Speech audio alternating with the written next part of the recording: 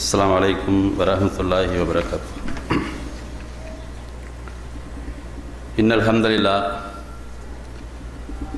நஹ்மதுஹு வ நஸ்தஈனுஹு வ நஸ்தக்ஃபிருஹு வ நு'மினு பிஹி வ நத்தவக்கல் அலைஹி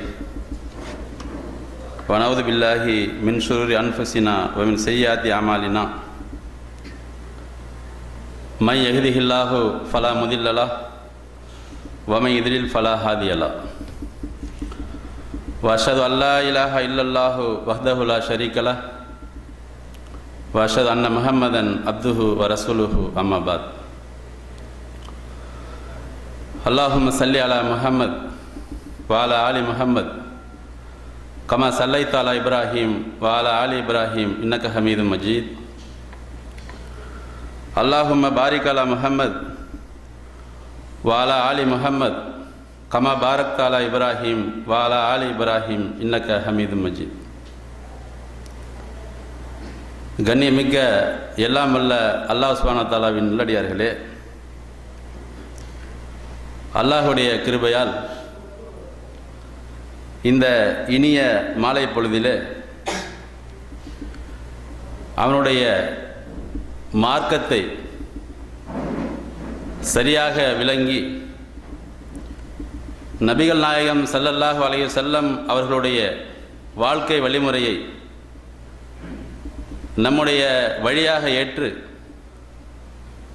செயல்படுவதற்காக நாமெல்லாம் இங்கே அமர்ந்திருக்கிறோம். இந்த நிகழ்ச்சியை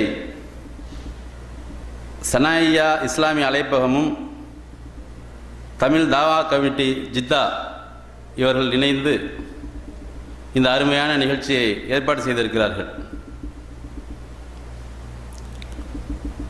அல்லாஹ் சுப்ஹானஹு வ தஆலா குர்ஆனிலே சொல்லி காட்டும் பொழுது,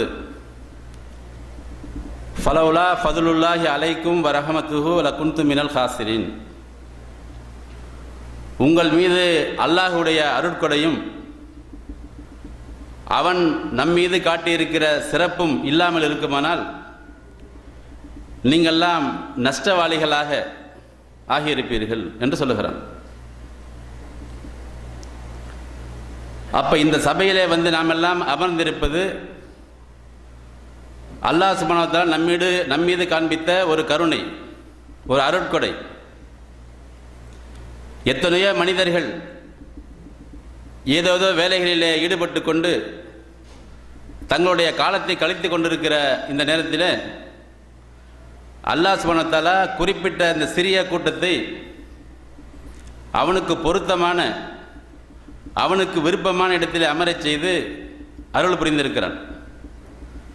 இந்த அருட்கொடைக்காக வேண்டி நாம் எல்லாம் நம்முடைய மௌத்து காலம் வரை, இறுதி மூச்சு வரை அவனுக்கு நன்றி செலுத்த கடமைப்பட்டிருக்கிறோம். இந்த அமர்விலே முதலாவதாக நற்குணங்கள் என்ற தலைப்பு தரப்பட்டிருக்கிறது.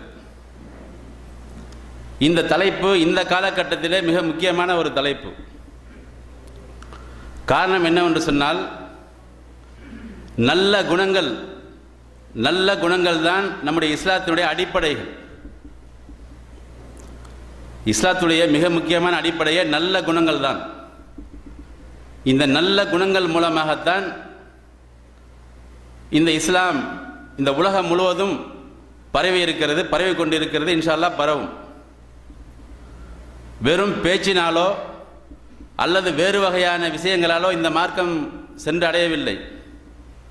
மாறாக நல்ல கொள்கையோடு நல்ல குணமும் சேர்ந்து இது சென்று அடைந்திருக்கிறது. இந்த நல்ல குணங்களை பொறுத்த வரைக்கும் நம்ம ஒரு விஷயத்தை நல்லா விளங்கிக்கணும். என்னன்னு சொன்னால்,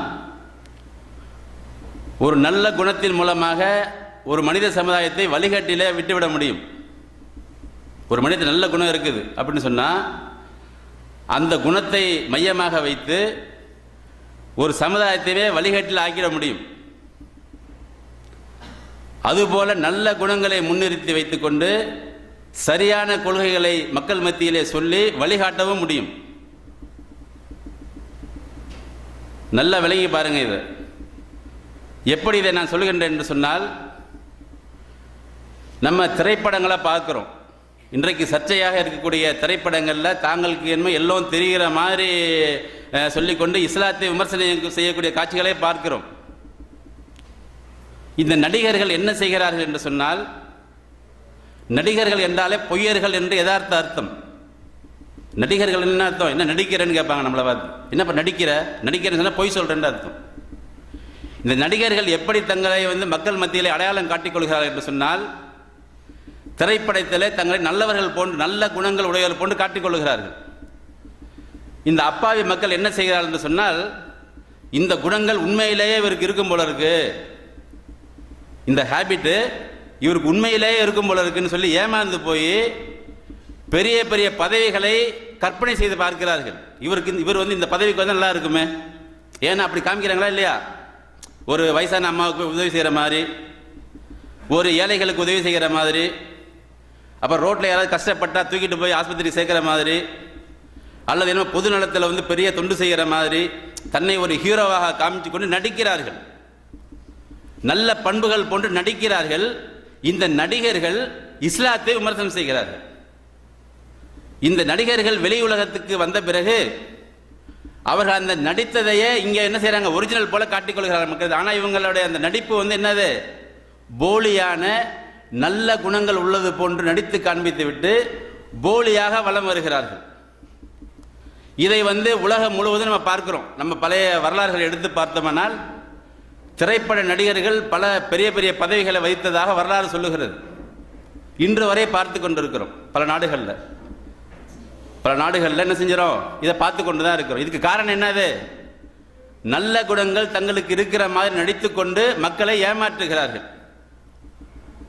இது இந்த திரைப்படத்தை மாத்திரம் இல்லை, நம்முடைய இஸ்லாமிய வரலாற்றை எடுத்து பார்த்தாலும் இந்த நிலைமை இருந்திருக்குது. எப்போ இருந்திருக்குன்னு சொன்னால், நபி ஸல்லல்லாஹு அலைஹி வஸல்லம் அவர்கள் பிறப்பதற்கு முன்பாக மக்காவில் அம்ர் இப்னு லுஹை என்று சொல்லி ஒருவர் இருந்தார். அம்ர் இப்னு லுஹை என்று சொல்லக்கூடிய ஒருவர் இருந்தார். அவர் தான தர்மங்களில், மக்கள்கிட்ட பழகிற இடத்துல உதவி செய்வதில், ஒத்தாசை செய்வதில் மக்கள் மத்தியில் நல்ல பெயர் பெற்றார். மக்கள் ரொம்ப ஒழுக்கமானவர், ரொம்ப நல்லவர், இவர் எது சொன்னாலும் கரெக்டாக இருக்குங்கிற மாதிரி மக்கள் மத்தியில் நல்ல பண்புகளை வெளிப்படுத்தினார். வெளிப்படுத்தி விட்டு ஒரு முறை சிரியா போகிறார். ஷாம் தேசத்துக்கு என்ன செய்கிறாரு, போகிறார். அங்கு சென்று அங்கே வணங்கி கொண்டிருக்கிற ஹுபுல் என்ற சிலையை மக்காவுக்கு தூக்கிட்டு வர்றார். சிரியாவில் போய் வியாபாரத்துக்காண்டி போன அவர் அங்கே போய் அங்கே அங்குள்ள மக்கள்லாம் ஹுபுல் என்று சொல்லக்கூடிய ஒரு சிலையை வணங்கி கொண்டிருக்கிறாங்க. இவர் யோசனை பண்ணி பார்க்குறாரு, இங்கே தான் இறை தூதர்களாக ரொம்ப பேர் வந்திருக்காங்க இந்த இடத்துக்கு, சிரியாவுக்கு. இவங்க செய்கிற காரியமெல்லாம் சரியாக தான் இருக்கும். அதனால் நம்ம என்ன செய்வோம், இந்த சிலையை தூக்கிட்டு போய் மக்காவில் வச்சுட்டோம்னா மக்காவில் உள்ள மனிதர்கள்லாம் வணங்க ஆரம்பிச்சிருவாங்க என்று நினைத்து கொண்டு அங்கே வரும்போது கையோட அந்த ஹுபுலையும் தூக்கிட்டு வராருங்க. மக்காவில் தூக்கிட்டு என்ன செய்ய, அந்த சிலையை வைக்கிறார். வைத்து விட்டு மக்களிடத்தை சொல்கிறாரு, இதை நீங்கள் என்ன செய்யுங்க, வணங்குங்கள். மக்கள் கேட்குறாங்க. இஸ்லாமிய வரலாறு சொல்லுது இது. அப்போ எதை அடிப்படையாக வைத்து கொண்டாங்க இவங்க, நல்ல குணங்களை, நல்ல செயல்களை, உதவி செய்வதை, மக்களுக்கு நன்மை செய்வதை எல்லாம் தங்களுக்கு சாதகமாக பயன்படுத்தி கொண்டு தீய கொள்கைகளையும் விதைத்திருக்கிறார்கள் என்பதற்காண்டி நான் சொல்ல வருகிறேன். இந்த தீவை கொள்கைகளுக்கு பதிலாக சரியான கொள்கையை இந்த உலகத்திலே நாம் விதைக்க வேண்டுமானால் அதற்கும் நற்பண்புகள் தேவைப்படுகிறது. நல்லா விளங்கிருங்க. நல்ல குணங்களும், நல்ல பண்புகளும், நல்ல செயல்களும், நல்ல எண்ணங்களும், நல்ல நியத்துகளும் இல்லாமல் இந்த உண்மையான கொள்கையை மக்களிடத்திலே நம்மளால் பரப்ப முடியாது. நபிகள் நாயகம் ஸல்லல்லாஹு அலைஹி வஸல்லம் அவருடைய வாழ்க்கை வரலாறு எடுத்து பாருங்கள். வஹி இறங்குகின்ற ஆரம்ப கட்டம், தூதராக அவரை இன்னும் அங்கீகரிக்கவில்லை. இவர்தான் அல்லாஹ்வுடைய தூதர் என்று இன்னும் அல்லாஹ் அறிவிக்கவில்லை. ஆரம்ப கட்டம், வஹி இறங்குகிறது. வஹி இறங்கும் பொழுது அவர்களுக்கு பயம் ஏற்படுகிறது. ஜிப்ரீல் அலைஹிஸ்ஸலாமுடைய உருவத்தை அப்படி பார்க்கும் பொழுது என்ன செய்து, பயம் ஏற்படுகிறது. பயம் ஏற்பட்ட பிறகு வீட்டுக்கு பயந்து கொண்டு வருகிறார்கள். வீட்டுக்கு பயந்து என்ன செய்கிறாங்க, அன்னை ஹதீஜா ரலியல்லாஹு அன்ஹா அவர் இடத்துல சொல்கிறாங்க, எனக்கு ரொம்ப பயமாக இருக்குது, நான் என்ன செய்யறதே விளங்கலை, என்னை போத்தி விடுங்கன்னு சொல்லி என்ன செய்கிறாங்க, ரசூல் ஸல்லல்லாஹு அலைஹி வஸல்லம் அவர்கள் நடுங்கிய உடலோடு வந்து ஹதீஜா ரலியல்லாஹு அன்ஹா அவர்களிடத்தில் வந்து சொல்கிறாங்க. அப்போ வந்து ஹதீஜா ரலியல்லாஹு அன்ஹா அவர்கள் ரசூல் ஸல்லல்லாஹு அலைஹி வஸல்லம் அவர்களுக்கு ஒரு அறிவுரை சொல்கிறாங்க. பாருங்கள், வரலாற்றில் பொன்னெழுத்துகளால் பதிக்க வேண்டிய வார்த்தைகள், வரலாற்றில் நம்ம படிக்கும் பொழுது அவர்கள் சுயந்த ஆறுதல் மொழிகள் வரலாற்றிலே பொன் எழுத்துகளால் பதிக்கப்பட வேண்டிய வார்த்தைகள். கல்லா, நீங்கள் பயப்படாதீங்க, அப்படிலாம் கிடையாது, நீங்கள் ஏன் போய் பயப்படுறீங்க? வல்லாஹி லா யுஹ்ஸிக அல்லாஹு அபதா, உங்களை ஒருபோதும் அல்லாஹ் சுப்ஹானஹு வ தஆலா எப்போதுமே இழிவுபடுத்த மாட்டான். மனைவிடத்தில் வந்து சொல்லும் பொழுது என்ன சொல்கிறாங்க? நீங்கள் ஏன் பயப்படுறீங்க? நீங்கள் என்ன தப்பு செஞ்சீங்க? அல்லாஹ் வந்து உங்களை இழிவுபடுத்த மாட்டான். ஏன் இழிவுபடுத்த மாட்டான் என்று சொல்லி காரணத்தை சொல்லுகிறார்கள். இன்னக்கல தசிலுர் ரஹீம், நீங்கள் உறவினர்களோடு சேர்ந்து வாழுகிறீர்கள். முதல் காரணம். நீங்கள் பயப்படாதீங்க, அல்லாஹ் உங்களை வந்து இழிவுபடுத்த மாட்டான். அது காரணம் என்னவா? நீங்கள் உறவினர்களோடு சேர்ந்து வாழுகிறீர்கள். இப்போ தகமிலுல் கல்ல, இன்னும் வறியவர்களுடைய சுமைகள் எல்லாம் நீங்கள் சுமந்து கொண்டிருக்கிறீர்கள். பாரம் சுமக்க முடியாதவர்களுடைய சுமைகள் என்ன செய்கிறீங்க? நீங்கள் சுமக்கிறீர்கள். இப்போ தக்சிபுல் மாதூம், நீங்கள் எந்த விதமான ஆதரவற்று இருக்கிறாங்களே, ஆதரவற்று தெருவிலே சென்று கொண்டிருக்கிறார்களே, ஒன்றுமே இல்லாமல் அலைந்து கொண்டிருக்கிறார்களே, அப்படிப்பட்டவர்கள் எல்லாம் அவர்களை அரவணைத்து அவர்கள் எல்லாம் நீங்கள் என்ன செய்யுங்க? அவங்களுடைய கவலைகளை, துன்பங்களை, அவங்க என்னென்ன சிரமப்படுறாங்களோ அதையெல்லாம் சுமந்து கொள்கிறீர்கள். தக்ரீர் லைஃப், நீங்கள் விருந்தினர்களை உபசரிக்கிறீர்கள். விருந்தினர்கள் யாராச்சும் வீட்டுக்கு வந்தாங்க என்ன செய்கிறீங்க? நீங்கள் அவர்களை வந்து நீங்கள் நல்லா உபசரிக்கிறீங்க. துயூனு அலா நவாபிபுல் ஹக், அதுக்கு அடுத்தது ரோட்டில் போகக்கூடிய அந்த ரோட்டில் வரக்கூடிய அவர்களுக்கெல்லாம் என்ன செய்கிறீங்க? நீங்கள் அவங்களுக்கு செய்ய வேண்டிய, வழிப்போக்கர்களுக்கு செய்ய வேண்டிய ஹக்கை நீங்கள் செய்கிறீர்கள். இந்த காரணங்களினால் உங்களை அல்லாஹ் இழிவுபடுத்த மாட்டான். சுப்ஹானல்லாஹ். நல்லா யோசிச்சு பாருங்கள். மனைவிடத்தில் வந்து கேட்கும் பொழுது பயமாக இருக்குன்னு சொல்லும் பொழுது எதை சொல்லி எடுத்து காட்டுகிறார்கள்? நபி ஸல்லல்லாஹு அலைஹி வஸல்லம் அவர்களிடத்தில் ஏற்கனவே வஹி வருவதற்கு முன்பாகவே இருந்த நல்ல குணங்களை எடுத்து காட்டுகிறார்கள். உங்களிடத்தில் இந்த நல்ல குணம் இருக்குது, எப்படி உங்களை வந்து அல்லாஹ் இழிவுபடுத்துவான் என்று சொல்லி உலக காரியங்களை வந்து மேற்கோள் காட்டாமல், எனக்கு வந்து எங்கள் வாப்பா பரம்பரை பெரிய பரம்பரை அல்லது என் அண்ணன் தம்பிலாம் இருக்கிறான், நீங்கள் என்ன பயப்படுறீங்க? எங்கள் டீமே அங்கே வந்து உங்களை அடிக்க வந்து எல்லாம் கொல்லப்படாதீங்க, யார் உங்களை எது பண்ணாலும் நாங்கள் வந்து நீங்கள் கொல்லப்படாதீங்கன்னு சொல்ல. என்ன சொல்கிறாங்க? நல்ல குணங்களை சொல்லி காட்டி, நபிகள் நாயகம் ஸல்லல்லாஹு அலைஹி வஸல்லம் அவர்களிடத்தில் நல்ல குணங்களை சொல்லி காட்டி, இந்த குணங்கள் உங்களிடத்தில் இருக்கின்ற காரணத்தினால் உங்களை அல்லாஹ் இழிவுபடுத்த மாட்டான். இதில் நம்ம சிந்திச்சு பார்க்கணும். நபி ஸல்லல்லாஹு அலைஹி வஸல்லம் அவர்களுக்கு வஹி வருவதற்கு முன்பாகவே அந்த மக்கள் மத்தியிலே சாதிக்கு என்றும் அமீன் என்றும் மக்களால் எல்லாராலும் பாராட்டப்பட்டு ஒரு நிலைமைக்கு வந்திருக்கிறாங்க.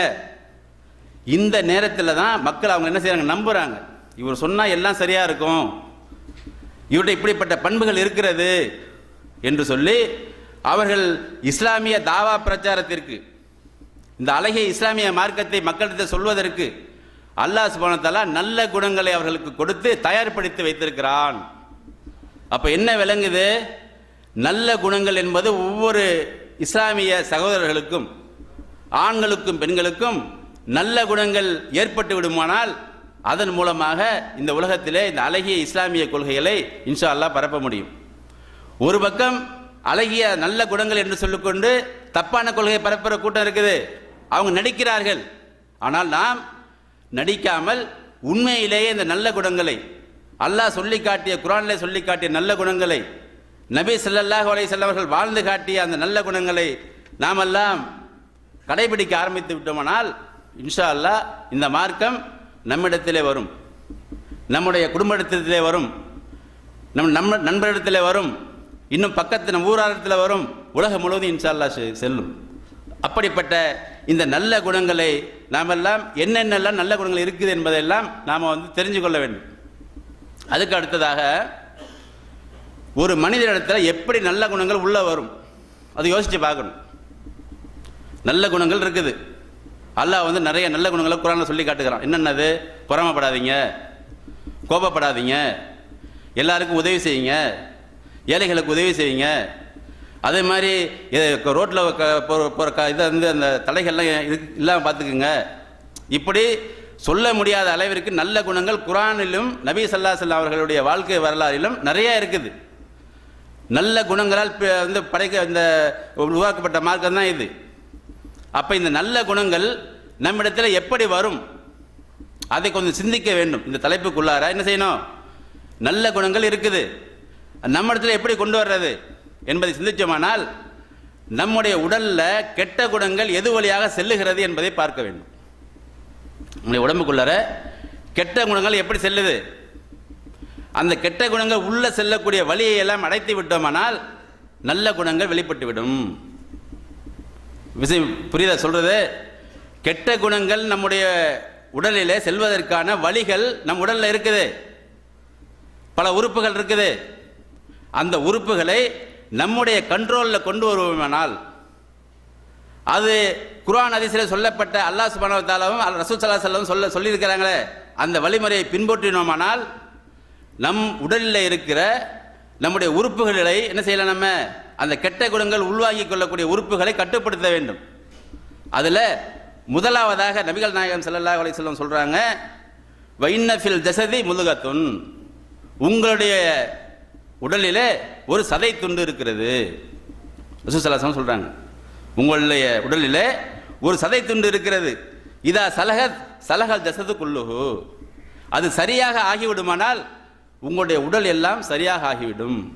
இதா ஃபஸதத் ஃபஸதல் ஜஸது குல்லுஹு, அது கெட்டு விடுமானால் உங்கள் உடலை கெட்டுவிடும். அலா நீங்கள் அறிந்து கொள்ளுங்கள், வஹியல் கல்ப் என்று சொல்கிறார். அதுதான் உங்களுடைய இதயம், அதுதான் உங்களுடைய மனசு, அதுதான் உங்களுடைய மூளை.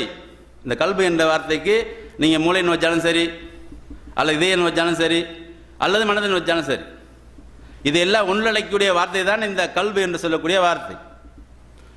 இந்த மனதை, இந்த இதயத்தை, இந்த மூளையை, அதை சரியாக செயல்படுகிற மாதிரி உள்ள அமைப்பை நம் உள்ளத்துக்கு கொடுத்து விட்டோமானால் நல்ல குணங்கள் எல்லாம் இன்சைடில் உள்வாங்கி கொண்டே இருக்கும்.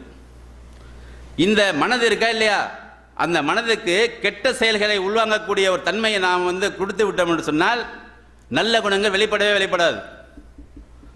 ஏன்? அது கெட்டதை நல்லதாக நினைக்க ஆரம்பித்து விடுகிறது. இதற்காகத்தான் அல்லாஹ் சுப்ஹானஹு வ தஆலா சொல்கின்றான், இந்த மனதிற்கு நீங்கள் பயிற்சி தர வேண்டும். இந்த மனசுக்கு என்ன செய்யணும்? பயிற்சி தர வேண்டும். அந்த மனதிற்கு பயிற்சி தருவதற்கு முன்பாக இந்த மனநிலைகள், இந்த மனிதனுக்கு மனநிலைகள் ரெண்டு வகையாக இருக்கிறது. மனநிலைகள், ஒரு மனிதனுக்கு மனசு எப்படி எத்தனை இருக்குது? ரெண்டு இருக்குது. ஒன்று எப்படி இருக்குது? வலா உக்ஸிமி பி நஃப்ஸில் லவ்வாமா, அல்லாஹ் சுப்ஹானஹு வ தஆலா 75வது அத்தியாயம் 2வது வசனத்தை சொல்லி காட்டுகிறான். இது என்ன அர்த்தம்? ஒரு மனசு இருக்குதா இல்லையா, மனிதனுடைய மனது, அந்த மனது அலைந்து கொண்டே இருக்கிறது. அது வேணும், இது வேணும், அப்படி வேணும், இப்படி வேணும், இப்படி செஞ்சிடணும், அப்படி செஞ்சிடணும் சொல்லி உள்ள என்ன செஞ்சிருக்கான்? ஒரு அலைக்கழித்தே கொண்டு இருக்கக்கூடிய ஒரு மனநிலை. இன்னொரு மனநிலை இருக்குது, யா ஐயத்துகன் நஃப்ஸுல் முத்மஇன்னா, 89வது அத்தியாயம் 27வது வசனம். இதில் அமைதி பெற்ற மனது, அமைதி பெற்ற ஆத்மா, இப்படி மனிதன் உடலில் இயங்கிக் கொண்டிருக்கக்கூடிய இந்த மனது இரண்டு வகையாக செயல்படுகிறது. ஒன்று அலைந்து கொண்டே இருக்கிற மனம், எதை பார்த்தாலும் ஆசைப்படும். இதை செஞ்சிடலாமா, அதை செஞ்சிடலாமா, அதை வாங்கிடலாமா, இதை வாங்கிடலாமா, இப்படி செஞ்சிடலாமா, அப்படி செஞ்சிடலாமா, இப்படி நினச்சிச்சுன்னா என்ன ஆயிடுவேன்? கெட்டதின் பக்கமே போக ஆரம்பிச்சிருவோம். அமைதி அடைந்து விட்டால் எப்படி அமைதி அடையணும்? அது அல்லாஹ் கொடுத்த இந்த வாழ்க்கையையும், அல்லாஹ் கொடுத்த நெறிமுறைகளையும், அல்லாஹ் கொடுத்த வாழ்க்கை அமைப்பையும் பொருந்தி கொள்கின்ற மனம். நம்மளுக்கு அல்லாஹ் கொடுத்துருக்கிறான், அல்ஹம்துலில்லாஹ் நல்லா இருக்கிறேன் என்று நினைக்கக்கூடிய அந்த மனசை வந்துருச்சுன்னா, பொருந்தி கொள்கின்ற அந்த பிராக்டிஸை இந்த மனதுக்கு கொடுத்து விட்டோம் என்று சொன்னால் என்ன ஆயிரும்? அமைதி பெற்றுவிடும். இது அமைதி பெற்ற பிறகு இந்த மனம் ஒரு மனிதனுக்கு அமைதி பெற்று விடுமானால் தீய குணங்கள் உள்ள வாங்கவே வாங்காது இன்ஷா அல்லாஹ். மனது அமைதி பெற்று என்ன செய்யாது? தீய குணங்கள் வராது. அது ஆட்டோமேட்டிக்காக மனசு என்ன செய்யும்? நல்லதின் பக்கமே தூண்டிக்கொண்டே இருக்கும். இதை பற்றி அல்லாஹ் சுப்ஹானஹு வ தஆலா சொல்லும் பொழுது 99வது அத்தியாயம் 7, 8, 9, 10 ஆகிய வசனத்தில் இந்த நஃப்ஸை எப்படி சரிப்படுத்துவது என்று சொல்லி அல்லாஹ் சத்தியமிட்டு சொல்லுகிறான், சும்மா சொல்லல. வ நஃப்ஸிம் வமா சவ்வாஹா, இந்த மனதின் மீது, இந்த ஆத்மாவின் மீது சத்தியமிட்டு சொல்லுகிறேன், அதை ஒழுங்குபடுத்துவதன் மீது சொல்லுகிறேன். எப்படி சொல்றேன்? அதை என்ன செஞ்சிருக்கேன்? நான் அதை ஒழுங்குபடுத்தி இருக்கிறேன், செவ்வையாக ஆக்கி இருக்கிறேன். ஒவ்வொரு மனிதனுடைய மனதும் சரியாக செல்லுமாறு என்ன செஞ்சிருக்கோம்? நாம செவ்வையாக்கி வைத்திருக்கிறோம். ஃபல்ஹமஹா ஃபுஜூரஹா வ தக்வாஹா. அதற்கு நாம் நல்ல வழியையும் இறை அச்சத்தையும் நாம் கற்றுக் கொடுத்திருக்கிறோம், சொல்லிக் கொடுத்திருக்கிறோம். கத் அஃபலஹ மன் ஸக்காஹா. யார் இந்த மனதை தூய்மைப்படுத்தி விட்டாரோ அவர் வெற்றி அடைந்து விட்டார். இந்த மனதை சரியாக அல்லாஹ் காட்டிய நெறிமுறைப்படி, நபிகள் நாயகம் ஸல்லல்லாஹு அலைஹி வஸல்லம் அவர்கள் வாழ்ந்து காட்டிய முறைப்படி அந்த மனதுக்கு நாம் பிராக்டிஸ் கொடுத்துட்டோம்னு சொன்னால் நாம் என்ன செஞ்சிருவோம்? வெற்றி பெற்று விடுவோம். கது ஹாப மன் தஸ்ஸாஹா. யார் இந்த மனதை பால்படுத்தி விட்டாரோ, இந்த அலைச்சல் அலைஞ்சிக்கிட்டு இப்படி ஓடுகின்ற மனசை பெற்றுக்கொண்டாரோ, யார் பால்படுத்தி விட்டாரோ அவர் என்ன ஆயிட்டாரு? நாசமாக போயிட்டாரு. அவன் நஷ்டமாயிட்டாரு, வேற விதமாக சென்று விட்டார், அல்லாஹ் காட்டிய வழியில் செல்லாமல் சென்று விட்டார் என்று சொல்லி அல்லாஹ் சுப்ஹானஹு வ தஆலா இந்த மனதை பக்குவப்படுத்துகின்ற விஷயத்தில் மிகவும் தெல்ல தெளிவாக இவ்வளவு வசனங்கள்ல அல்லாஹ் சுப்ஹானஹு வ தஆலா சொல்லி காட்டுகிறான். இதன் மூலமாக என்ன விளங்குது நம்மளுக்குன்னு சொன்னால், கெட்ட குணங்களை நம்ம உடலுக்குள் உள்வாங்கிக் கொள்ளுகின்ற இந்த மனதை முதலாவதாக அல்லாஹ்வுக்கு கட்டுப்படுகின்ற மனதாக நாம் மாற்றி அமைத்துக் கொள்ள வேண்டும். அல்லாஹ்வுக்கு கட்டுப்பட்டு அவன் தருகின்ற எல்லா விஷயங்களையும் பொருந்திக் கொள்ளுகின்ற ஆற்றல் உடையதாக அந்த மனதை நாம் ஆக்க வேண்டும். அதுக்கு பிராக்டிஸில் தான் வரும். அது எப்படி பிராக்டிஸில் வரும் என்று சொன்னால், அதிகமாக அல்லாஹ்வை நினைத்து கொண்டே இருக்கிறது, அல்லாஹ்வுடைய அருட்கொடைகளை நினைத்து கொண்டே இருக்கிறது. வணக்கத்திற்கு தகுதியானவன் அல்லாஹ்வை தவிர வேறு யாரும் இல்லை என்ற எண்ணம் உள்வாங்கி கொண்டே இருக்கிறது. அதற்கு பிறகு அல்லாஹ் ரசூல் சொல்லி காட்டிய வணக்க வழிபாடுகளில் அதிகமாக ஈடுபடுவது, மனம் ஒன்றி போய் ஈடுபடுவது. அது மாதிரி அல்லாஹ் ரசூல் சொல்லி காட்டிய நல்ல விஷயங்களிலே நம்முடைய மனதை செலுத்துவது, கெட்ட காரியங்களில் ஈடுபடாமல் இருப்பது. ஒரு மனிதன் இன்றைக்கு இந்த இஸ்லாத்தை விமர்சனிக்கிற நடிகர் இருக்கிறாங்களே, என்ன செய்யறாங்க? இந்த மனதை தான் ஃபஸ்ட்டு கெடுக்கிறான். இந்த ஒரு மனிதனுடைய மனசை தான் உலகம் பூரா கெடுக்கிறான். எப்படி கெடுக்கிறான்? அவன் காட்டிய அந்த காட்சிகளை மனது நல்லது என்று நினைத்துக் கொள்ளுகிறது. அவன் காட்டக்கூடிய காட்சிகளை மனது நல்லது என்று நினைச்சு அதன் பக்கம் தூண்டி அதை பார்க்காம இவனால் இருக்க முடியல. அப்படி ஒரு பழக்கத்தை மனசுக்கு ஏற்படுத்திக்கிறான். அப்படி பார்க்காம என்ன செய்யல, அவன் இருக்க முடியாம அளவுக்கு மனசை ஏற்படுத்தி அதில் என்ன செஞ்சான்? இவன் தன் மனதை பறிகொடுத்து விடுகிறான். அதுபோல அவன் சினிமாவில் காட்டுகின்ற எல்லா விஷயங்களையும், இந்த பைத்தியகரத்தனமான காதல், இன்னும் பல விஷயங்களை என்ன செய்யறான்? இந்த மனிதன் என்ன செய்யறாத உள்வாங்கி கொள்றான். உள்வாங்கி கொண்டு மற்ற ரகமான செயல்களுக்கு அவனை தன்னை ஆட்படுத்திக் கொள்கிறான். காரணம் என்னது? மனதை அல்லாஹ் பக்குவப்படுத்த வேண்டும் என்று சொல்லுகிறான். ஆனால் இவன் என்ன செய்யறான்? நடிகர்கள், இந்த வேஷதாரிகள், இந்த பொய்யர் என்ன செய்யறாங்க?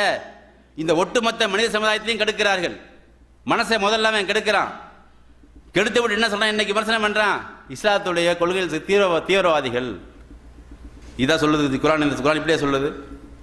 ஒரு மனிதன் மனிதனாக வாழ்வதற்காக வேண்டி மனதை கட்டுப்படுத்த வேண்டும் என்று அல்லாஹ் கட்டளை இருக்கிறான். நபிகள் நாயகம் ஸல்லல்லாஹு அலைஹி வஸல்லம் வாழ்ந்து காட்டியிருக்கிறாங்க. இந்த மனதை கட்டுப்படுத்தி எவ்வளவு ஆசைகள் இருந்தாலும் அந்த ஆசைகள் எல்லாம் அல்லாஹ்வுக்கும் ரசூலுக்கும் கட்டுப்பட்டதாக இருக்க வேண்டும் என்று இஸ்லாம் நம்மளுக்கு பயிற்சி தந்திருக்கிறது. இப்படிப்பட்ட இந்த மனதை, இந்த மக்களுடைய ஒட்டுமொத்த உலகத்தில் உள்ள மனதை யாருக்கு எடுத்து வச்சிருக்கிறா? போலியான விஷயங்களை காட்டி, ஆசையை காட்டி, மனிதர் மத்தியில் ஒரு கவர்ச்சியை ஏற்படுத்தி அந்த மனதை கெடுத்து வைத்திருக்கிறான். அந்த மனதை கெடுத்ததின் காரணத்தினால அவன் சொல்றதெல்லாம் சரி மாறிப்படுது. அவன் அதை தான் கையில் எடுக்கிறான். இளைஞர்கள் மத்தியில் பார்த்தீங்கன்னா மனசை தான் கெடுக்கிறான் அவன். இளைஞர்களுக்கு ஒரு 18 வயசுலேருந்து ஒரு 25, 27 வயசு வரைக்கும் சாதாரணமாக ஏற்படுகின்ற அந்த மனதில் ஏற்படுகின்ற அந்த அந்த ஆசைகளை அதற்கு தவறான விளக்கம் கொடுத்து, அதுக்கு ஒரு தப்பான விளக்கம் கொடுத்து, அதை வேறு விதமாக அவர்களை சித்தரித்து அதற்கு பின்னர் பைத்தியம் பிடித்து போகிற மாதிரி காமிச்சு வைக்கிறான். காரணம் என்னது? இந்த மனதை கெடுக்கிறான். இந்த மனதை கெடுத்தால் தான் அவன் பிழைப்பு நடத்த முடியும். எதுக்கு இஸ்லாத்தை எதுக்குறான் அவன்? இந்த இஸ்லாத்துடைய கொள்கைகள் உலக மத்தியிலே பருவமானால், மனதை கட்டுப்படுத்தி ஒரு மனிதன் வாழ்ந்து விடுவானால் அவன் நல்லவனாக மாறிடுவான். அவனிடத்து நல்ல குணங்கள் வந்துடும், அவன் பிழைப்ப விடாது. இதுக்கு தானே எதுக்குறான். என்ன சொல்றான்? தீவிரவாதிகள். தீவிரவாதத்தை இங்கே இஸ்லாம் போதிக்குதா? எங்கேயாவது எந்த ஒரு இடத்திலாவது தீவிரவாதத்தை போதித்து மக்களுக்கு கெட்ட குணங்களை பரப்புவதாக யாராவது சான்று சொல்ல முடியுமா? யாரும் சொல்ல முடியாது. அந்த அளவுக்கு அழகிய குணங்களை, நல்ல பண்புகளை இந்த இஸ்லாம் மார்க்கம் வளர்த்து எடுக்கிறது. ஆரம்பத்திலிருந்து ஒவ்வொரு விஷயத்தையும் நுணுக்கமாக ஆய்வு செய்து பார்க்கிறது. ஒவ்வொரு விஷயத்தையும் நுணுக்கமாக பார்க்குது, சும்மா பார்க்கல. குர்ஆனை நீங்கள் ஆய்வு செய்து பார்த்தீர்களால் ஒரு மனிதன் மனிதனாக இந்த உலகத்தில் எப்படி வாழ வேண்டும் என்று நுணுக்கமாக பார்த்து ஆய்வு செய்கிறது. இந்த மனதை பால்படுத்தியவன் கெட்டு போய்விட்டான் என்று சொல்லுகிறது, அழிந்து விட்டான் என்று சொல்லுகிறது. அது மாத்திரமா சொல்லுது? இது அல்லாத இந்த சினிமாவில் இன்று ஏற்படுத்திய இந்த இசைகள், இன்னும் மியூசிக் என்று இந்த இளைஞர் கூட்டம் போயிட்டே இருக்குது. பெண்கள் அது பக்கம் போயிட்டு இருக்கிறாங்க, அரைகுறை ஆடைகளை உடுத்து அலைகிறார்கள். காரணம் என்னது? அது ஒரு கவர்ச்சியை ஏற்படுத்தி விடுகிறான், கவர்ச்சியை ஏற்படுத்தி மனசை கவர்ந்து விடுகிறான். இதன் காரணத்தினால இந்த ஒட்டுமொத்த உலகத்திலும் வழிகேட்டை விதைத்துவிட்டு இஸ்லாத்தின் மீது இவன் அந்த புழுதியை தூற்றுகிறான். அழிக்க முடியுமா இஸ்லாத்தை? ஒரு சாதாரண இது போன்ற காரணங்களை காட்டி மக்கள் மத்தியிலே உன்னுடைய போலி வசத்தை நாங்கள் அமலப்படுத்த ஆரம்பித்தால் ஒருத்தன் கூட தொழில் செய்ய முடியாது. இந்த உலகத்தில் இஸ்லாத்துடைய நல்ல பண்புகளை சொல்லி, இஸ்லாம் காண்பிக்கிற ஒவ்வொரு செயல்களும் சொல்லி ஒரு 10% முஸ்லீம்கள் நடக்க ஆரம்பித்து விட்டால் இவன் தாங்க மாட்டான். எல்லாம் தேரா தூக்கிட்டு போயிட வேண்டியது அடுத்த நாட்டுக்கு. ஒரு 10% நான் சொல்றேன், சவாலை விட்டு சொல்றேன். இந்த இடத்துல முஸ்லீம்கள், இன்று இருக்கிற முஸ்லீம்கள் ஒரு 10% குர்ஆன் ஹதீஸுக்கு உட்பட்டு அது சொல்லுகின்ற நல்ல ஒழுக்கங்களையும் நல்ல பண்புகளையும் பின்பற்ற ஆரம்பித்து விட்டார்கள். ஆனால் எல்லாம் தேரா தூக்கிட்டு போயிட வேண்டியதை யாரும் பார்க்க மாட்டான். எவன் பார்ப்பான் சினிமாவை? ஏன் இங்க கட்டுப்படுத்த சொல்லி எல்லாம் சொல்லியிருக்கிறானே, அது மாத்திரம் அல்லாஹ் சொல்லுகின்றான். அடுத்ததாக இந்த தீய குணங்களில் உள்ள இன்னொரு பல உறுப்புகள் நமக்கு செயல்படுது மனதில். என்னென்னது? கண்கள், அடுத்ததாக காதுகள், அடுத்ததாக நம்முடைய உடல் உறுப்புகளில் குறிப்பாக சொல்லக்கூடிய அந்த மர்ம உறுப்புகள், இவைகள் என்ன செய்யுது? இதில் தீய குணங்களை தூண்டுகிறது. இதை கட்டுப்படுத்துவதற்காக வேண்டி நபிகள் நாயகம் ஸல்லல்லாஹு அலைஹி வஸல்லம் எவ்வளவு அழகான வழிமுறைகள் நமக்கு சொல்லி காட்டியிருக்கிறார்கள். எவன் 2 தாடைகளுக்கு மத்தியிலும் 2 கால்களுக்கு மத்தியில் உள்ள விஷயத்தை அவன் பாதுகாத்துக் கொள்கிறானோ அவனுக்கு சொர்க்கத்தை நாம் பொறுப்பேற்றுக் கொள்கிறோம். நபிகள் நாயகம் ஸல்லல்லாஹு அலைஹி சொல்றாங்க, எவன் ஒருவன் 2 தாடைகளுக்கு மத்தியில் உள்ள விஷயத்தையும் 2 கால்களுக்கு மத்தியில் உள்ள விஷயத்தையும் பாதுகாத்துக் கொள்கிறானோ அவனுக்கு சொர்க்கத்துக்கு நான் பொறுப்பேற்றுக் கொள்கிறேன். ரசூலுல்லாஹ் வாதாக சத்தியம் நம்ம சொல்றாங்க. இப்படிப்பட்ட அழகிய போதனைகளை உள்ளடக்கியது, அழகிய செயல்களையும் ஊக்குவிக்கின்ற மார்க்கம்தான் இந்த இஸ்லாமிய மார்க்கம். அதை அழிப்பதற்காக அது மேல் சேர்வாரி பூசக்கூடாது. அதில் இருக்கிற முதல்ல படிக்கணும். விமர்சனம் பண்ணக்கூடிய ஒருத்தர் யாராக இருந்தாலும் சரி, எந்த நடிகனாக இருந்தாலும் சரி, அல்லது எந்த வேஷதாரியாக இருந்தாலும் சரி, எந்த புயல்களாக இருந்தாலும் என்ன செய்யணும்? முதல்ல இஸ்லாத்தில் என்ன சொல்லுதுன்னு பார்க்கணும், அதை உள்வாங்கி படிக்கணும். முதல்ல அதை படித்த பிறகு அது சொல்லக்கூடிய விஷயங்களை நன்றாக உள்வாங்கி கொண்டு தான் நீ மக்கள் மத்தியில் அதை பற்றி விமர்சனம் பண்ணு. ஆனால் விமர்சனம் பண்ணும்போது இந்த இஸ்லாம் என்ன சொல்லுதுன்னு முதல்ல பாரு. இஸ்லாம் என்ன சொல்லுது என்று பார்த்து விட்டு அதை விமர்சனம் செய்வார, நீ இஸ்லாத்துக்கு வந்துடுவ. இஸ்லாத்துடைய ஒரே ஒரு பண்பை நீ ஆய்வு செய்து பார்த்தீங்கன்னா நீ என்ன செஞ்சிருவ? எங்களை எதுக்க மாட்ட, இஸ்லாத்துக்கு வந்துடுவ. அப்படிப்பட்ட நல்ல குணங்களை உள்ளடக்கி இருக்கிறது இந்த மார்க்கம். அடுத்ததாக அல்லாஹ் சுப்ஹானஹு வ தஆலா 79வது அத்தியாயம் 40வது வசனத்தில் அழகாக இந்த மனதை பற்றி சொல்லி காட்டுகிறார். வ அம்மா மன் காஃப மகாம ரப்பிஹி வ நஹன் நஃப்ஸ அனில் ஹவா. யார் அல்லாஹ்வுக்கு அஞ்சுகிறார்கள், 2 பண்பு அல்லாஹ் சொல்லி காட்டுகிறான். வ அம்மா மன் காஃப மகாம ரப்பிஹி, அல்லாஹ்விடத்தில் இருக்கின்ற இடத்தை பயந்தவர்களாக, தனக்கு கிடைக்க இருக்கிற அந்த அந்தஸ்தை, தனக்கு கிடைக்க இருக்கிற அந்த உரிய இடத்தை பெற்றுக்கொள்வதற்காக பயப்படுகிறார்கள். அப்படி பயந்து கொண்டு அடுத்ததாக நஹன் நஃப்ஸ அனில் ஹவா, இந்த ஹவா என்று சொல்லக்கூடிய மனது விரும்புவதையெல்லாம் செய்து கொண்டிருக்கக்கூடிய, மனது எதை விரும்புவதோ அதை பக்கம் ஓடுறது, மனோ இச்சை என்று சொல்வார்கள் தமிழில். மனசு எதை விரும்புதோ அதை பக்கம் பின்னாடியே ஓடுறது. அப்படி போகாமல் எவன் கட்டுப்படுத்திக் கொள்கிறானோ இன்னல் ஜன்னத்தை ஹியல் மாவா, அல்லாஹ் தெளிவாக சர்டிஃபிகேட் கொடுக்குறாங்க.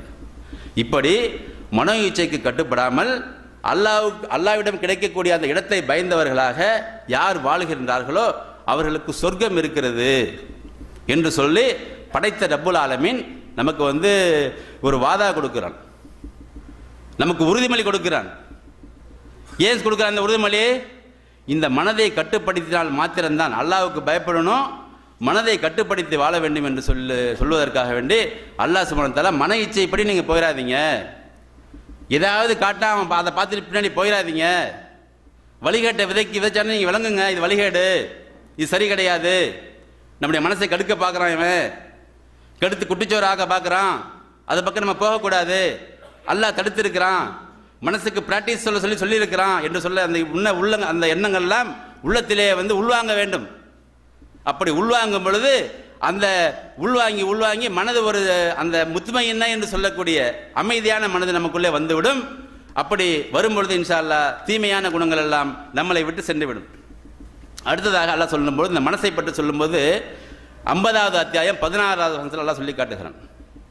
என்ன சொல்கிறான் என்று சொன்னால், வலக்கது கலக்கனல் இன்சான, நான் தான் இந்த மனிதனை படைத்திருக்கிறேன். நிச்சயமாக திட்டமாக நான் தான் இந்த மனித சமுதாயத்தை படைத்திருக்கிறேன்.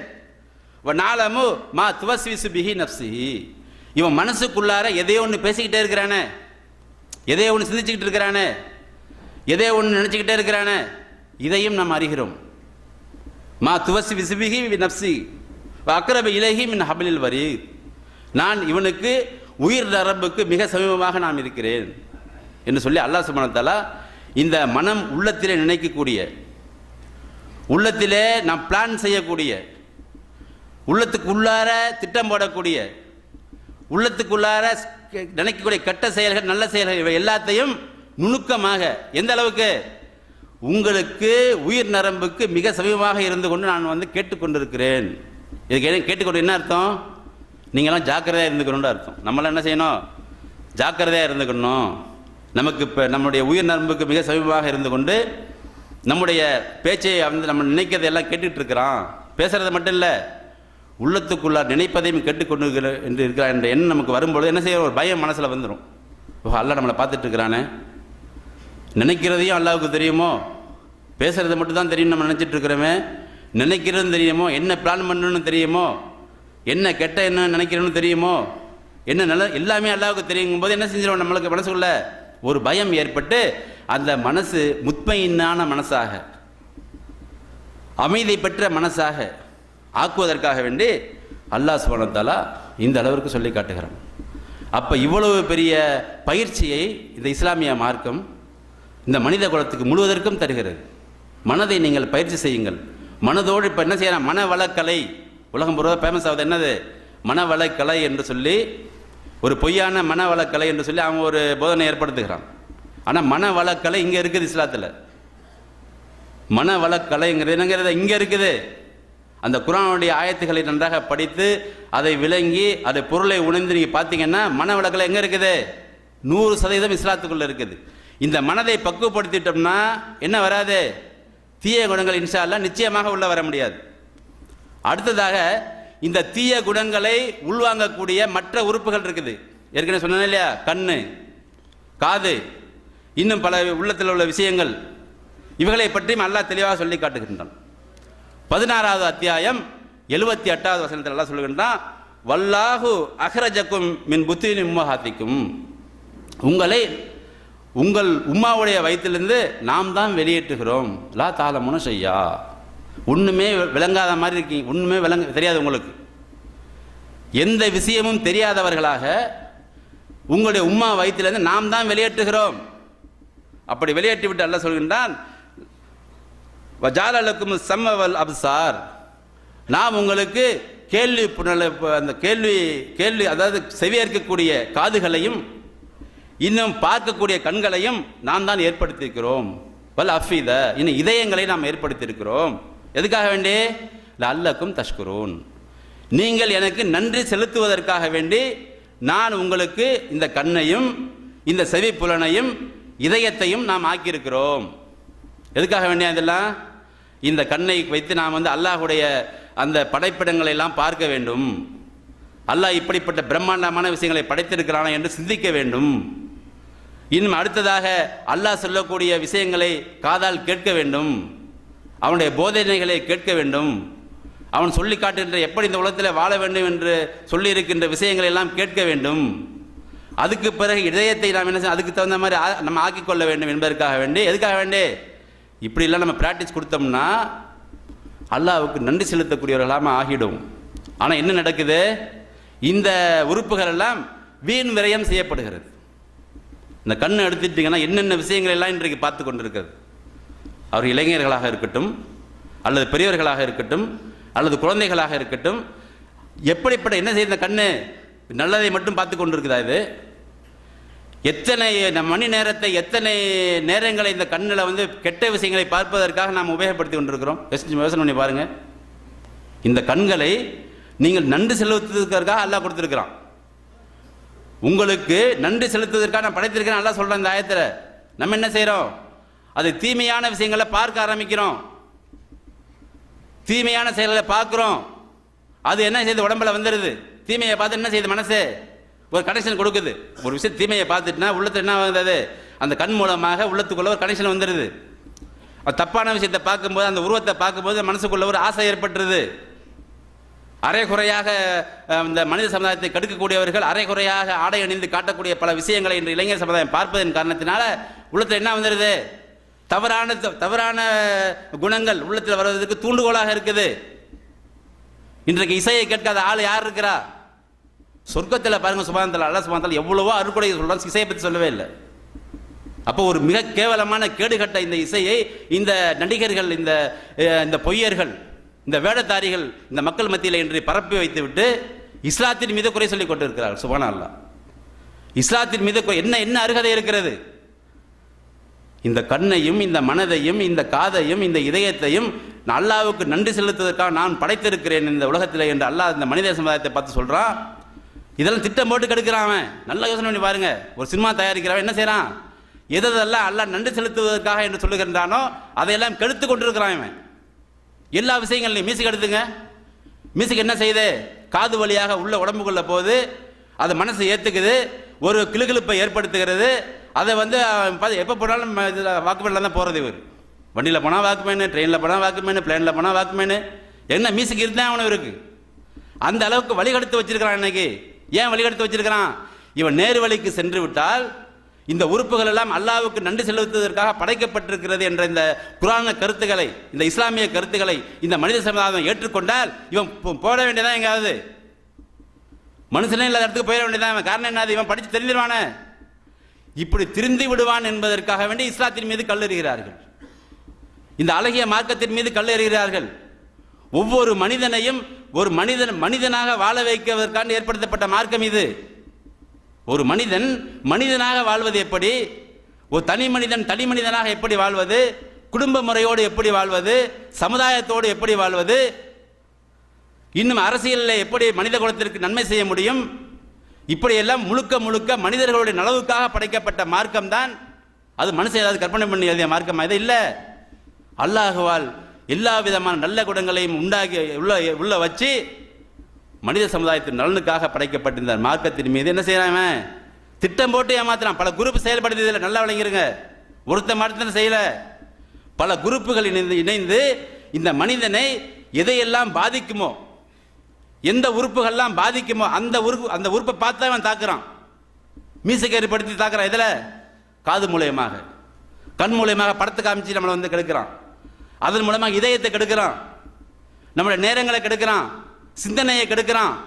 பாருங்க, ஒரு மனித உறுப்புகளில் என்னென்னலாம் கெடுக்குவதற்கான வாசல்கள் இருக்கிறதோ அதையெல்லாம் சரியாக பயன்படுத்தி கொண்டு இந்த ஒட்டுமொத்த உலகத்தில் வாழ்கின்ற எல்லா மனித சமுதாயம் கெடுத்துக்கொண்டு இஸ்லாம் தீவிரவாத மார்க்கம். சுப்ஹானல்லாஹ், எப்படி சொல்ற பாருங்க.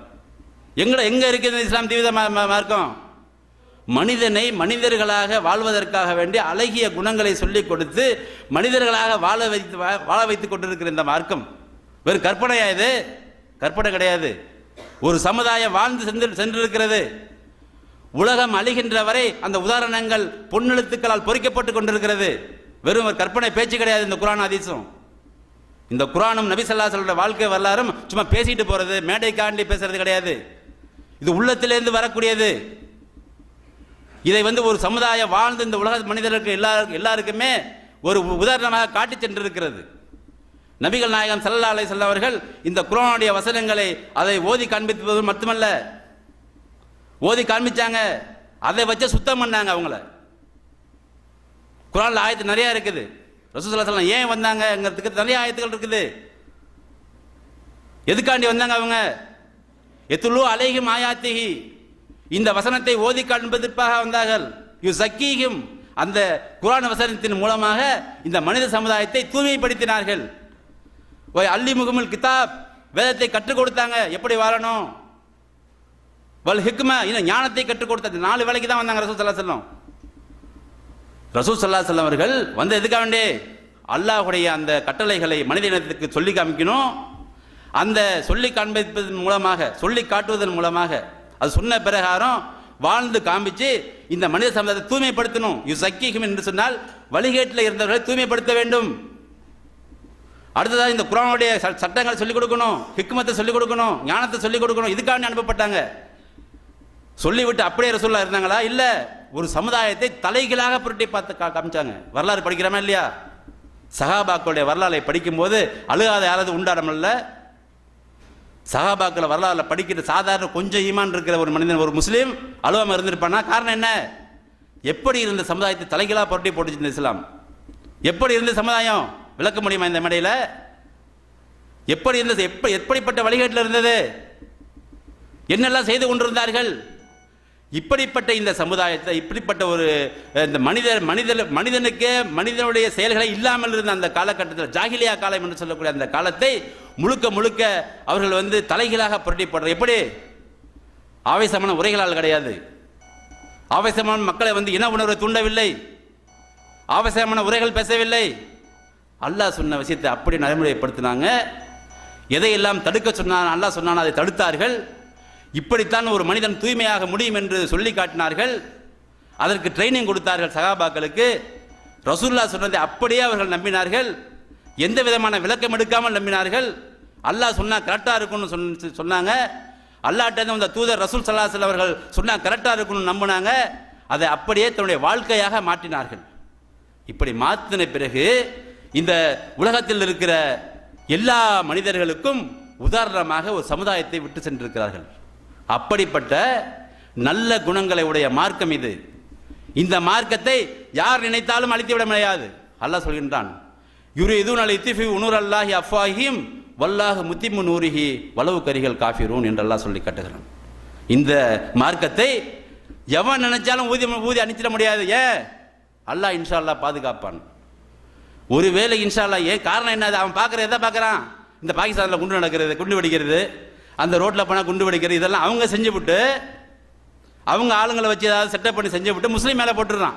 குர்ஆனில் இப்படி ஆயத்து இருக்குது, கண்ணுக்கு கண்ணு பல்லுக்கு பல்லுன்னு இருக்குது, இதெல்லாம் ஒரு காரணம் சொல்லி அதை வந்து இவங்க தான் செஞ்சிருப்பாங்கிற மாதிரி மக்கள் மத்தியில் சித்தரித்து காமிச்சு இந்த இஸ்லாத்தின் மீது பழியை சுமத்த நினைக்கிறார்கள். ஆனால் முடியவே முடியாது. இன்ஷா அல்லாஹ் இந்த இஸ்லாமிய மார்க்கத்தை, அல்லாஹ்வுடைய இந்த மார்க்கத்தை, நபிகள் நாயகம் ஸல்லல்லாஹு அலைஹி வஸல்லம் அவர்கள் காட்டிக் கொடுத்த இந்த மார்க்கத்தை, சஹாபாக்கள் வாழ்ந்து சென்ற இந்த மார்க்கத்தை, அது அப்படியே வரலாற்றிலே பதிவு செய்யப்பட்டிருக்கிறது. அந்த மார்க்கத்தை யார் நினைத்தாலும் மாற்ற முடியாது. காரணம், இந்த இஸ்லாமிய மார்க்கம் நல்ல குணங்களாலும் நல்ல செயல்களாலும் உருவாக்கப்பட்ட இந்த மார்க்கம். மனிதர்களாக வாழ வேண்டும் என்பதற்காக உருவாக்கப்பட்ட மார்க்கம். இந்த மார்க்கத்தை யாரும் அசைத்து கூட பார்க்க முடியாது. எத்தனை பெரிய அவதூறுகளை இந்த மார்க்கத்தின் மீது யார் சொன்னாலும் ஒன்றும் செய்ய முடியாது. அதற்காக நாம் கவலைப்பட வேண்டியதில்லை. ஆனால் நாம் இந்த நல்ல பண்புகளை, இந்த இஸ்லாமிய சமுதாயம் இந்த குர்ஆன் காட்டிய நல்ல பண்புகளையும், நபிகள் நாயகம் ஸல்லல்லாஹு அலைஹி வஸல்லம் அவர்கள் காட்டிய நல்ல பண்புகளையும் நல்ல குணங்களையும் நம் வாழ்க்கையில் செயல்படுத்துவதற்காக வேண்டி நம்ம வந்து பிராக்டிஸ் எடுக்க வேண்டும். அப்படி பிராக்டிஸ் எடுத்து நாம் வாழ்ந்து காண்பிக்க ஆரம்பித்து விட்டோம் என்றால் ஒருத்தர் இருக்க மாட்டான் அந்த உலகத்தில். வழிகாட்ட எவனாலும் விதைக்க முடியாது. ஆனால் நம்ம கொஞ்சம் என்ன செய்கிறோம்? நம்ம அந்த இதில் வந்து கொஞ்சம் பொடுபோக்காக இருக்கிறோம். குர்ஆனை படிப்பதிலையும் ரசூலுடைய வாழ்க்கை வழிமுறை படிப்பதிலையும் அதன் பிறகு நடப்பதிலும் பொடுபோக்காக இருப்பதனால, அவன் காமிக்கிற அந்த தீய பழக்கத்தில் ஓடுறதுனால அவன் என்ன செய்கிறான்? ஒட்டுமொத்த இஸ்லாமிய சமுதாயத்தின் மீதும் சேற்றை வாரி பூசுகிறான். இது ஒருபோது இன்ஷா அல்லாஹ் சாத்தியமில்லை. அவர்களுக்கு யாருக்கும் சாத்தியமில்லை. காரணம், இந்த மார்க்கம் புனிதமானது. அல்லாஹ்வால் இருக்க மாட்டோம். இந்த மார்க்கம் புனிதமானது. நபிகள் நாயகம் ஸல்லல்லாஹு அலைஹி வஸல்லம் அவர்கள் வழிகாட்டி இந்த மார்க்கம் புனிதமானது. ஒரு சமுதாயத்தை அது வாழ்ந்து காட்டி உலக மக்கள் அனைவருக்கும் கியாமத்தும் வரை வரக்கூடிய மனித சமுதாயத்திற்கு இந்த மார்க்கம் உதாரணமாக இருந்து கொண்டிருக்கிறது. இந்த மார்க்கத்தை பின்பற்றிவிட்டால் இன்ஷா அல்லாஹ் மனித குலம் முழு திருப்தி அடைந்துவிடும் என்ற இந்த செய்தியை இந்த அரிய நேரத்தில் நான் பதிவு செய்துவிட்டு, வாய்ப்பளித்ததற்காக இந்த தாவா நிலையத்திற்கு நன்றி கூறியவனாக, அந்த நல்ல பண்புகள் நல்ல குணங்கள் நமக்கெல்லாம் வர வேண்டும் என்று துவா செய்தவனாக என்னுடைய உரையை நிறைவு செய்து கொள்கிறேன். வாஹிர் தவானா அல்ஹம்துலில்லாஹி ரப்பில் ஆலமீன்.